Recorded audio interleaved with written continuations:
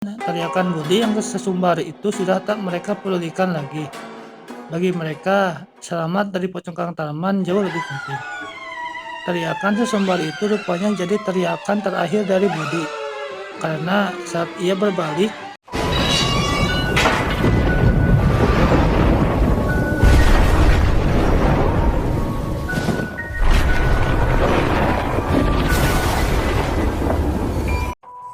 Assalamualaikum warahmatullahi wabarakatuh guys. Salam Yi. Oke, ketemu lagi sama gue Yudi di channel Culik Misteri. Oke, kali ini gue akan menceritakan sebuah kisah yang lumayan seram. Oke, dari sebuah kisah nyata juga. Jangan lupa bagi kalian yang baru gabung dengan channel ini untuk mengklik subscribe, share, like, dan komen ya, supaya channel ini bermanfaat bagi kita semua. Oke, tanpa berlama-lama lagi kita langsung ke ceritanya. sejak berubahnya sikap Mbak Minah yang menjadi pendiam, warga desa sudah tak segan-segan lagi untuk menceritakan pengalaman mereka bertemu dengan pocong Kang Tarman. Kali ini penakut sekali, sang pocongnya Tarman saja takut. Saat hidupnya saja, aku sering mengalahkannya berkelahi, apalagi sekarang sudah mati. Penuh kesombongan Budi yang memang jago silat itu meledek teman-temannya. Kamu jangan sesembalik gitu, Bud. Memangnya kalau kamu belum pernah ketemu setan? Belum sih, tapi aku nggak takut sama pocongnya Tarman. Jangan-jangan malah pocong itu yang takut denganku. Buktinya sampai sekarang aku belum pernah ditemui sama pocongnya Tarman. Kami yang selama ini baik sama Tarman saja masih didatangi. Jaga ucapanmu, jangan sesumbar.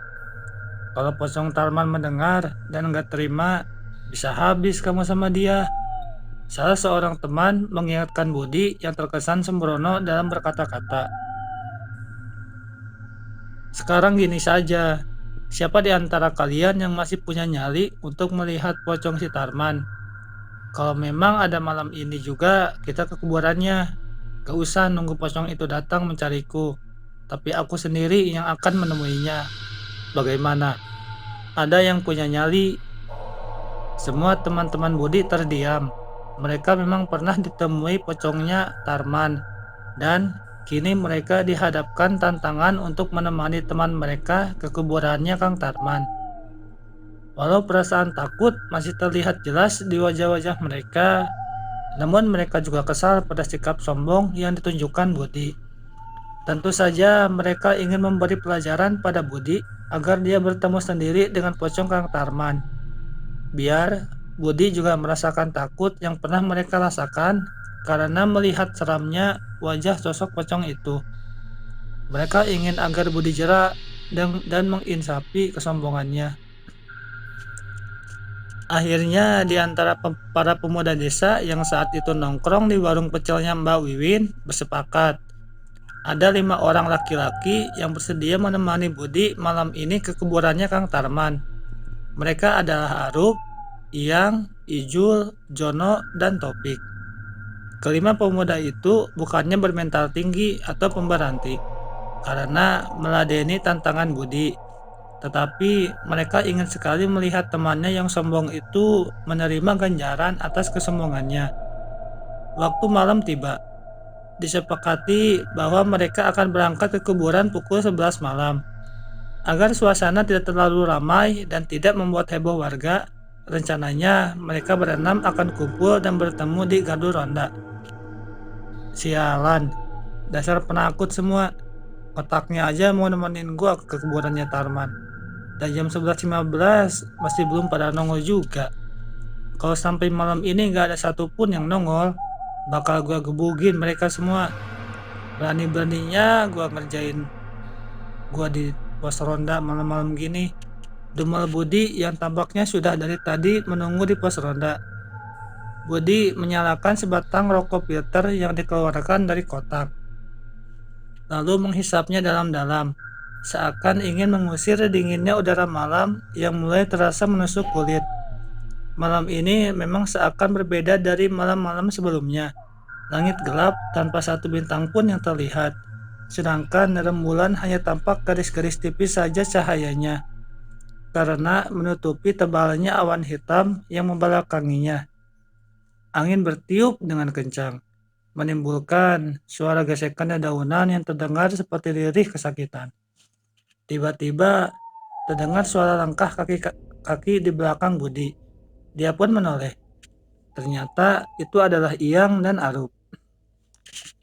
"Mana Topik, Jono dan Ijul? Kok gak bareng sama kalian?" tanya Budi setelah Iyang dan Arup mendekat. "Mereka bertiga katanya udah duluan nunggu di kuburan," jawab Arup. Sesungging senyuman sinis terlihat di wajahnya Budi. Terlihat jelas ekspresi meremehkan itu di wajahnya, seakan menganggap mustahil kalau ketiga temannya itu berani untuk sampai duluan di kuburan tanpa dirinya. "Jadi gak nih kita ke kuburannya Tarman?" tanya Iyang yang tampak tidak suka dengan senyum sinis Budi. "Ya jadilah, kalau gua takut, ngapain gua ngajak kalian malam ini ke kuburannya Tarman?" Akhirnya ketika orang itu berjalan beriringan menuju pemakaman, baik Yang maupun Arup kelihatan sekali keengganannya menemani Budi malam ini. Tapi mereka sengaja kuatkan hati untuk memberi pelajaran pada Budi yang sombong itu. Saat mereka bertiga mendekati pemakaman, terlihat sosok bayangan yang duduk di dekat gapura makam. Mereka tak lain adalah Jono, Topik, dan Ijul. Jono melirik jam tangannya. Kirain gak jadi rebut, jam segini baru nongol. "Lo semua, kita kan janjian di pos ronda. Kenapa malah duluan kesini? So berani tah?" jawab Budi yang malah ngegas balik seakan terterima dianggap penakut oleh Jono. "Kalau enggak, gara-gara mereka berdua nih yang telat, gua pasti udah sampai di sini dari tadi," ucap Budi sambil menunjuk pada Iyang dan Arup. "Udah, gak usah pada banyak bacot lah. Ini jadi masuk ke kuburan gak?" kata Ijul yang mulai kesal dengan sikap Budi. Budi tak membalas. Dia malah langsung melangkah menuju ke area pemakaman lebih dulu. "Gak ada yang bawa senter, gelap ini woi." Arup menarik senter dari saku celananya, lalu menyalakannya, dan menyerotkan ke arah jalan setapak yang kiri kanannya tumbuh rumput-rumput liar yang sudah meninggi. Keenam pemuda itu melangkah menyusuri jalan setapak di dalam pemakaman itu. Di kiri kanan yang terlihat hanya papan-papan nisan atau kuburan yang sudah disebut. Budi berjalan paling depan, diikuti kelima temannya. Tak lama kemudian keenam pemuda itu sudah sampai di makamnya Kang Tarman. Mana pocong Tarman itu? Nggak ada kan? Kebanyakan nonton film horor emang kalian ini." Usai berkata begitu, Budi lantas menendang papan nisan Tarman yang langsung tercabut dan terpental dari kuburannya. "Lo udah kelewatan, Bud. Gue balik aja lah." Ijo lalu berbalik arah meninggalkan mereka. Cemen lo. Lihat nih." Budi yang merasa menang setelah berhasil menendang papan nisan Kang Tarman, kali ini bertindak makin berani. Dia menginjak-injak tanah kuburan Kang Tarman yang masih merah itu. Tiba-tiba, terdengar suara gemuruh di langit, dan beberapa kali kelihatan cahaya petir menerangi tempat mereka. "Masya Allah," Topik ini berteriak kuat, lalu berbalik arah dan lari sekencang-kencangnya, karena saat kelihatan cahaya petir, terlihat jelas sosok pocong Kang Tarman berdiri tepat di belakang Budi yang tengah menginjak-injak tanah kuburannya. Ternyata bukan hanya Topik yang melihat pocong Kang Tarman, keenam temannya pun melihat apa yang Topik lihat. Tanpa perlu menunggu komando, keempatnya pun ikut-ikutan berlari meninggalkan Budi yang masih menginjak-injak makam Kang Tarman. "Woi, pada kemana kalian? Dasar penakut!" Namun, teriakan Budi yang sesumbar itu sudah tak mereka pedulikan lagi. Bagi mereka, selamat dari pocong Kang Tarman jauh lebih penting. Teriakan sesumbar itu rupanya jadi teriakan terakhir dari Budi, karena saat ia berbalik, maka dengan mata kepalanya sendiri, kini dia melihat wujud asli pocong Kang Tarman yang menatap dengan penuh amarah. Selanjutnya, tanpa diduga, pocong itu meludahi Budi. dan tepat mengenai wajahnya. Budi merasakan bau yang sangat busuk yang tercium dari lendir berwarna hitam ludah pocong Kang Tarman. Budi memang bermain tak kuat, dia tidak pingsan. Melihat pocong itu, tapi jelas nyalinya sudah putus. Dia berlari ke sana ke sini untuk menghindar dari pocong itu. Tetapi karena gelapnya malam, membuatnya berkali-kali terjatuh. Budi yang semakin merasa lemas itu akhirnya menjadi pingsan setelah terjatuh berkali-kali karena terantuk papan-papan nisan kuburannya. Tunggu di episode 4-nya ya. Gimana guys ceritanya? Lumayan serem kan? Lumayan creepy juga kan? Oke. Gue ingetin lagi bagi kalian yang baru gabung dengan channel ini untuk mengklik subscribe, share, like, dan komen ya, supaya channel ini bermanfaat bagi kita semua. Oke. Tunggu kelanjutan ya.